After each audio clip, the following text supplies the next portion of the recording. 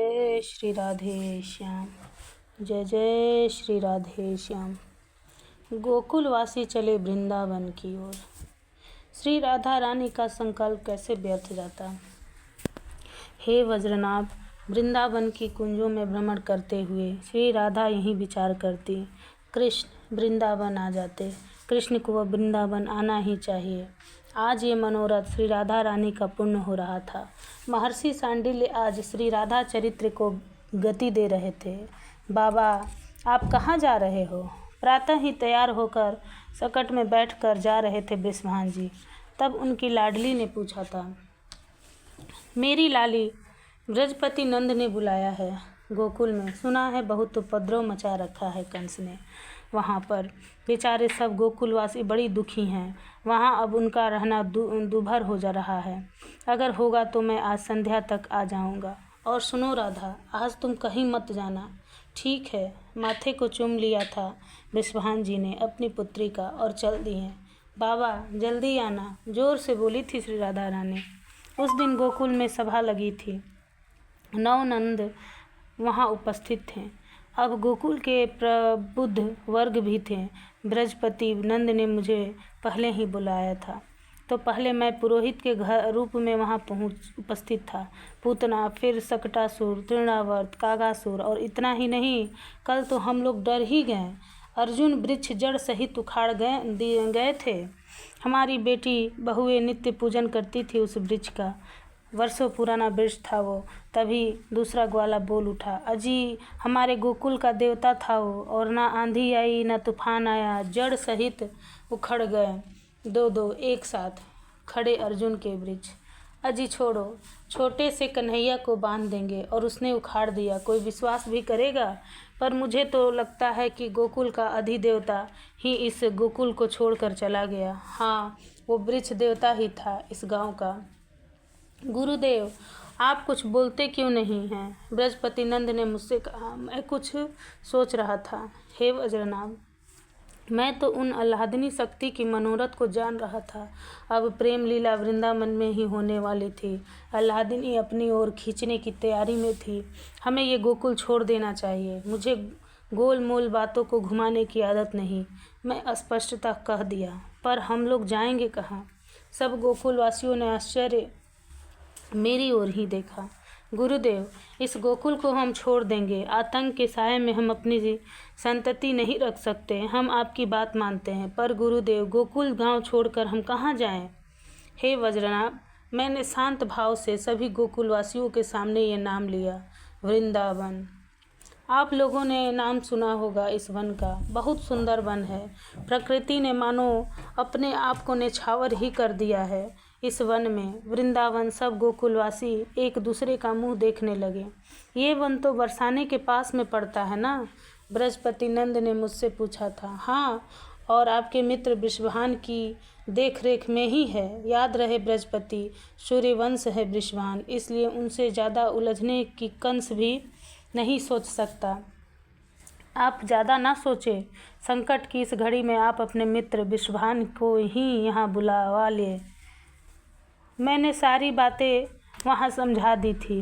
हे वज्रनाभ, उस दिन की सभा वहीं रोक दी गई और एक दूत भेज दिया गया बरसाने, वृषभान जी को गोकुल आने का संदेश देने के लिए। आइए आइए वृषभान जी, अपने हृदय से लगाया ब्रजपति ने वृषभान को। गोकुल के सभी लोग दूसरे दिन की सभा में उपस्थित थे। बरसाने के अधिपति आज पधारे हैं। ये हमारे मित्र हैं, घनिष्ठ मित्र, इनसे क्या छुपाना। ब्रजपति ने सबके सामने अपने मित्र वृषभान को अपने गोकुल की समस्या बताई। कंस का अत्याचार बढ़ ही रहा है। इस गोकुल में हमारे बालक हैं, उन्हें कभी कुछ हो गया तो? अभी तक तो नारायण भगवान की कृपा से हम सब बचते हैं रहें, अब बड़ा मुश्किल है। ब्रजपति नंद ने अपनी बात रखी। तो ब्रजपति नंद जी, आप लोग इस गोकुल गांव को छोड़ क्यों नहीं देते? वृषभान जी ने सबके सामने कहा। पर कहाँ जाएं हम? ब्रजपति ने प्रश्न किया। क्यों, आप हमें अपना मित्र नहीं मानते? हमारा बरसाना आप सबके लिए खुला है। आप आइए।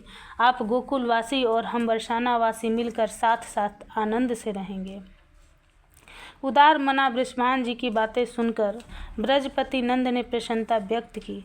आपका हम सब के प्रति अपार प्रेम है, पर हमारी भी बात आप सुन लें। नंद ने बृषभान से कहा, देखिए बृषभान जी, आप मित्र हैं ब्रजपति के और अभिन्न मित्र। इस बात का गौरव है हम गोकुल वासियों के मन में, पर हम लोग चाहते हैं कि हम वृंदावन में रहें और वृंदावन आपके क्षेत्र में आता है, इसलिए ही आपको यहाँ आमंत्रित किया था हमने।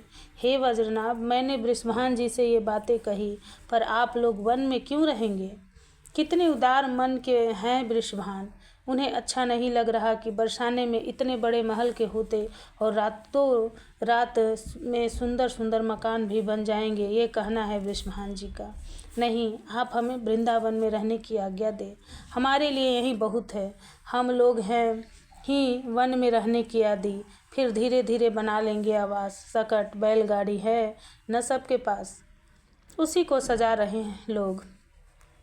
ब्रजपति ने बृषभान से कहा, बृषभान जी को अच्छा नहीं लग रहा कि वृंदावन के पास है बरसाना, फिर भी ऐसे रहेंगे गोकुलवासी। आप चिंता ना करें, बस हमें आज्ञा दे। ब्रजपति ने हाथ जोड़ लिए बृषभान जी के। अरे ये आप क्या कह रहे हैं?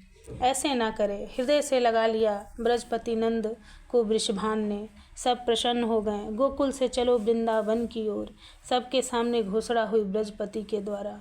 युवकों में उत्साह होता ही है, नए के प्रति जाना था बरसाने बृषभान जी को, पर एक दिन और रुकना पड़ा, क्योंकि अब साथ में ही चलेंगे वृंदावन।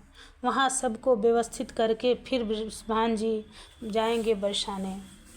हजारों सकट सजाई गई, हजारों नौकाएं भी सजाई गई जो यमुना जी से होकर जाएंगे। उनके लिए नौका भी तैयार हो गए। साथ में गौओं को भी तो ले जाना था ना। मैया, हम कहाँ जा रहे हैं? कृष्ण पूछते हैं बार बार। यशोदा के साथ कृष्ण हैं, रोहिणी के साथ बलराम हैं। हम लोग अब वृंदावन रहेंगे, वहीं जा रहे हैं। बालकों को क्या, उन्हें तो आनंद ही आ रहा है, पर ये क्या, मथुरा से होकर गुजरे थे ये गोकुलवासी। बृषभान जी ने कहा, यहाँ से सब शीघ्र चले, कहीं कंस के सैनिक ना आ जाएं। भयभीत से ग्वाले चले जा रहे हैं, पर कंस के राक्षसों से बच पाना इतना सरल तो नहीं था।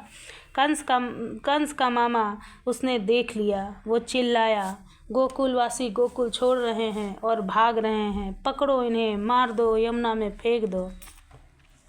कंस के सैनिक दौड़ पड़े। नौका के पास कुछ सकट के पास, उनके हाथों में नंगी तलवार थी। मारो काटो चिल्लाने लगे थे वे सब। बेचारे गोकुलवासी, मैं भी साथ में ही चल रहा था गोकुल छोड़कर वृंदावन की ओर। हे वज्रनाभ, तभी मैंने देखा एकाएक हजारों भेड़िए ने जाने कहाँ से आ गए। वो सब टूट पड़े कंस के उन राक्षसों के ऊपर, फाड़ दिया उन्हें, खा गए।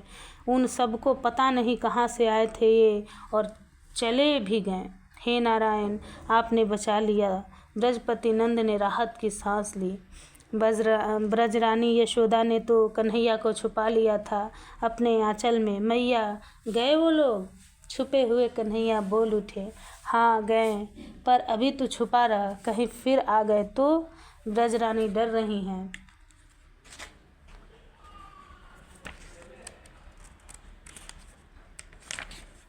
अब डरने की ज़रूरत नहीं है, ये हमारा क्षेत्र है। हम आ गए बरसाने के पास, और वो रहा वृंदावन। बृषभान जी ने सबको बताया। सब गोकुलवासी उछल पड़े, आनंद से झूम उठे। वो देखो मैया, मोर नाच रहा है। कृष्ण खुश हो गए, फिर बोले, उसके साथ वो कौन है? लाला, वो मोरनी है। ब्रजरानी ने अपने लाल के कपोल को चूमते हुए कहा, ये मोरनी कौन होती है? सोच में पड़ गए कृष्ण। मोरनी होती है मोर की पत्नी। हंसते हुए मैया ने उत्तर दिया, फिर मेरी पत्नी कहाँ है? अब इसका क्या जवाब दे यशोदा? मैया, बाबा क्यों नहीं आए? 2 दिन हो गए। श्री राधा ने अपनी माँ कीर्ति रानी से पूछा। गोकुलवासियों को वृंदावन ले आए हैं तुम्हारे बाबा। राधा, अब तुम वृंदावन जाओगी तो मैं निश्चिंत हो जाऊंगी, क्योंकि सब अपने हैं वहाँ। और कौन कौन आया है गोकुल से? श्री राधा रानी का मन झूम उठा था ये सुनते ही। सब आ रहे हैं। अरे हाँ राधा, तुम अब कृष्ण से खेलना, तुम दोनों बहुत अच्छे लगोगे, मुस्कुराई कीर्ति रानी। पर ये क्या? श्री राधा शर्मा गईं, कुछ नहीं बोली और वहाँ से चली भी गई। पर बच के रहना, वो चोर है। ललिता सखी ने जोर से कहा। मत खेलना उसके साथ, कहीं तुम्हारे हार मुंदरी ये सब चुरा लिया तो।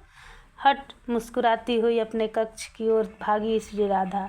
देखती रही थी उस रात चंद्रमा को श्री राधा रानी। कल मैं जाऊंगी वृंदावन तो मुझे कृष्ण मिलेंगे। रात भर सोचती रही। जय जय श्री राधे श्याम, जय जय श्री राधे श्याम।